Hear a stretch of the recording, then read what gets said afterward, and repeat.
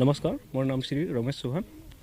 অনুভৱটো মোক বহুত ভাল লাগিছে আৰু কাৰণ মই ইমান কষ্ট কৰাৰ পিছত আজি সফল হৈছোঁ।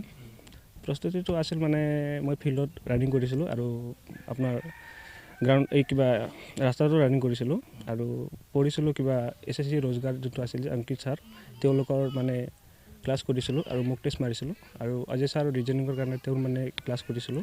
তো তেওঁলোকৰ মানে বহুত বহুত ধন্যবাদ জনাইছোঁ আৰু কাৰণ তেওঁলোকে আজি যদি ইমান ভালকৈ যদি শিক্ষা নিদিলে হয় তো আজি মই ইমান ভাল মানে আগুৱাই যাব নোৱাৰিলোঁ হয়।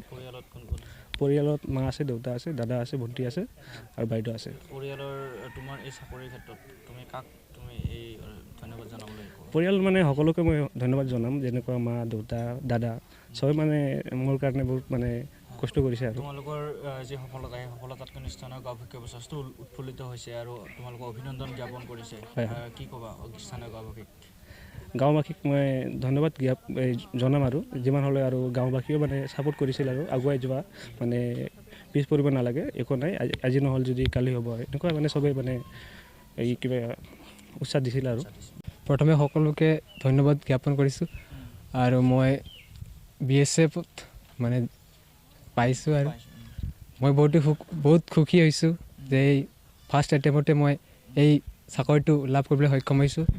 আৰু যিহেতু মোৰ দেউতাই মোৰ সৰুতে ঢুকাইছিলে আৰু মোৰ সকলো পঢ়া পাতিৰ খৰচ মোৰ দাদা আৰু মায়ে উঠাইছিলে আৰু তেওঁলোকৰ সপোন আছিল যে মই কিবা চাকৰি পাব তেওঁলোকৰ আশা আছিলে, যিহেতু মই তেওঁলোকৰ আশা পূৰণ কৰিবলৈ সক্ষম হৈছোঁ।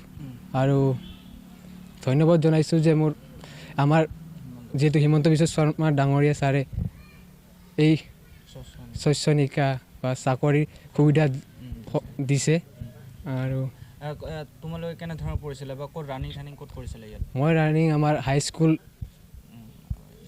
ৰ'ড ষ্টেচন হাইস্কুলত ফিল্ডতে কৰিছিলোঁ আৰু ৰ'ডতো কৰিছিলোঁ, চাৰিআলি ৰোড। পঢ়া শুনাৰ ক্ষেত্ৰত পৰিয়ালৰ অকণমান আৰ্থিক অৱস্থা ভাল নোহোৱাৰ বাবে কিবা অসুবিধা হৈছিল নেকি? ইমান অসুবিধা মই পোৱা নাই, যিহেতু মোৰ দাদাই চব কৰিছিল, মোৰ সকলো কাম দাদাই কৰিছে আৰু মই ইমান অসুবিধা পোৱা নাই। যিহেতু তোমাৰ আজি সফলতাৰ বাবে কি ক'বা, দাদাক কি ক'বা?